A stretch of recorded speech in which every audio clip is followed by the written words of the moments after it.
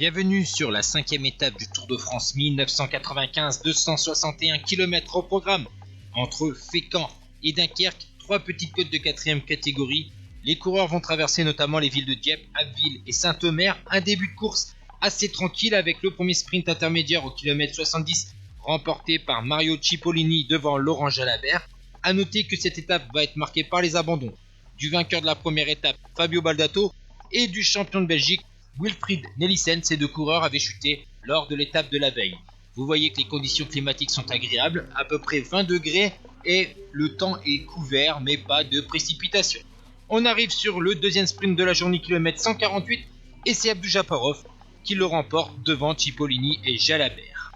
Ensuite, dans la côte de Ubi Saint-Leu, Rolf Sorensen de la MG Techno Gym va sortir tout seul, va avoir 2 minutes d'avance sur le peloton. Malheureusement pour le coureur suisse, vainqueur notamment du Tour du Luxembourg, eh bien il va être repris par le peloton au kilomètre 221. À peine la jonction faite avec le coureur helvétique, vous voyez que 2 coureurs vont sortir. Bauer de la formation Motorola et Loda, encore un coureur de la MG Techno Gym. Et ces 2 coureurs vont s'entendre, ils vont avoir une quarantaine de secondes d'avance sur un peloton emmené par les équipes de sprinteurs, Mercatone Uno pour Cipollini, vainqueur de la deuxième étape, ou encore la Télécom du duo allemand Ludwig Zabel.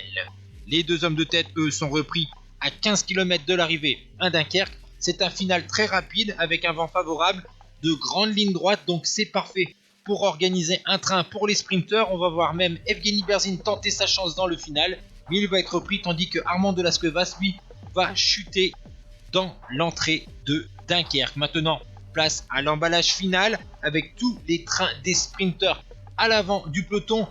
Contrairement au reste de l'étape, c'est un vent favorable qui attend donc les coureurs dans Dunkerque.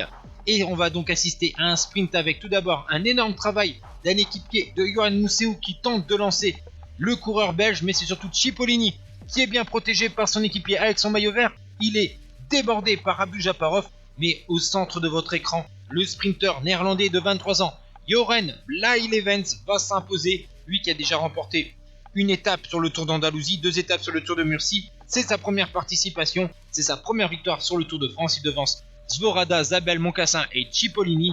Et au classement général, Ivan Gotti garde son maillot jaune devant son équipier Björn Ries. 3e place pour Maori devant Zoulet, Breugnil, Berzin, Fratini, Jalabert, Kengalta et Miguel Indurain.